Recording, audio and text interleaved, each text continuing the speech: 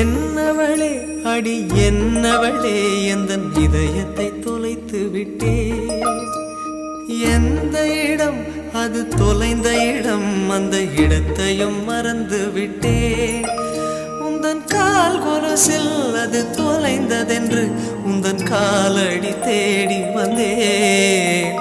காதல் என்றால் பெரும் அவஸ்தை என்று உன்னை கண்டதும் கண்டு கொண்டேன்.